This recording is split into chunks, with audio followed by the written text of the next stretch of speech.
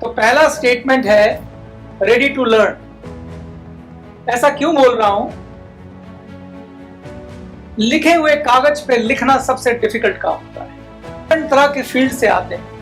किसी ने बड़ी अच्छी कंपनी में काम किया हुआ है, किसी ने बहुत बड़ी पढ़ाई कर रखी है, किसी ने कुछ किया हुआ है। आपके पास जीवन के अपने अनुभव हैं और धारण किए हुए सच, उसमें पहले से ही बहुत कुछ लिखा हुआ है।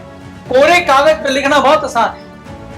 एक छोटा बच्चा, एक सरल आदमी को लीडर बनाना बहुत आसान काम है, लेकिन किसी पे जो लिखा हुआ उसे मिटा के दोबारा लिखना सबसे डिफिकल्ट काम। एक भरी हुई पानी की बोतल में और पानी भरना सबसे मुश्किल काम। लोगों के ऊपर ढक्कन बंद होते हैं, उस ढक्कन को खोल के पुराना पानी थोड़ा गिरा के नया पानी बदलने की इच्छा शक्ति कम लोगों में होती है। तो सबसे पहला और सबसे इंपॉर्टेंट वो ये होता है कि आप खुले मन से सीखने के लिए तैयार, खुले मन से डिस्कशन करने के लिए तैयार। प्रश्न पूछें और उनका उत्तर इसलिए नहीं सुने कि आपने बहस करनी है अपने ज्ञान के साथ, उसको सुने और उसमें जो काम का लगे उसे रखें। कई लोग क्या करते हैं, अक्सर जब ज्ञान प्राप्त करने की बात आती है तो उनकी ईगो पे आ जाती है और उस ज्ञान चर्चा को बहस चर्चा में कन्वर्ट कर देते हैं। दो दोस्त थे, एक महफिल में बैठे थे। वहां पे एक दोस्त ने पानीपत की लड़ाई के बारे में एक बात शुरू करी। अभी बात शुरू ही की थी तो उसने बोला पानीपत की लड़ाई सन 1836 में। पानीपत की लड़ाई कितनी कब हुई थी? पानीपत की दूसरी लड़ाई 1850 में मान लो। हाँ, 1776 में, 1476 में। सर 1526 ईस्वी में पहला युद्ध हुआ था पानीपत का। 1526 को पहला पानीपत का युद्ध हुआ। पानीपत की पहली लड़ाई हुई 1526। आपको मालूम है ये सब मैं जानबूझ के कर रहा हूं जो हो रहा है। उस महफिल में भी यही हुआ था।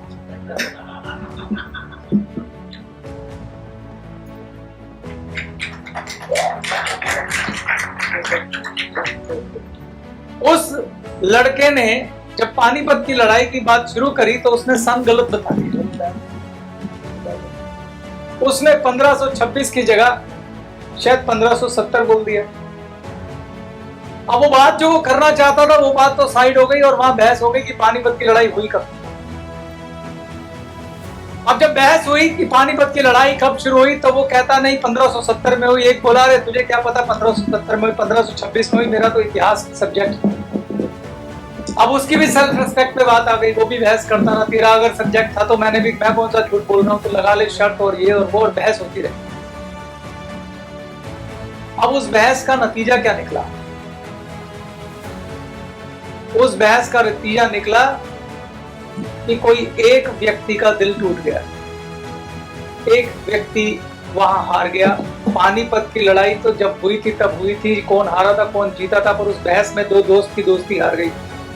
तो ओपन माइंड से सुनने का मतलब ये होता है कि आपको जो पसंद आया उसे रख लीजिए, बहस में कन्वर्ट मत करिए।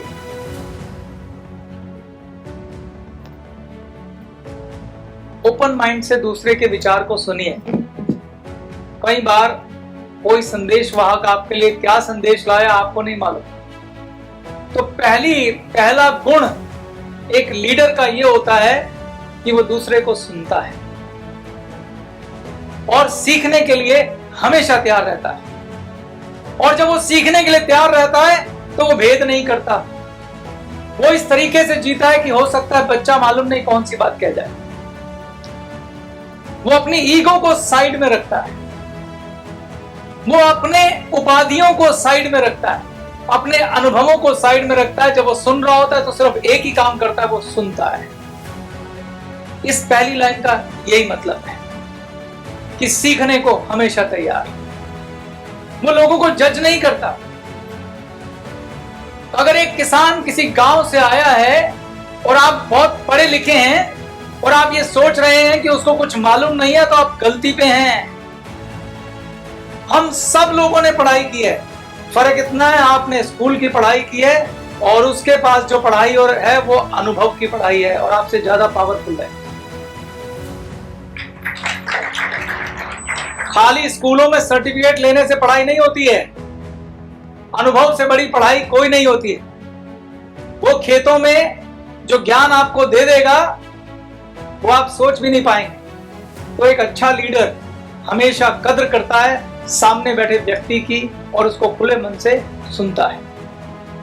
उसके बाद सुनने के बाद फैसला करता है कि मुझे इसमें से क्या रखना है और क्या नहीं रखना है, उसको कसौटी पे तोलता है। मैं ये नहीं कह रहा हूं आपको दूसरे की बात माननी है, पर पहले सुनना जरूरी है, उसके बाद उसे जांचना जरूरी है, विचार करना जरूरी है। निष्पक्ष विचार करने के बाद तर्क संगत से समझना जरूरी है कि इसमें मेरे लिए क्या काम का है।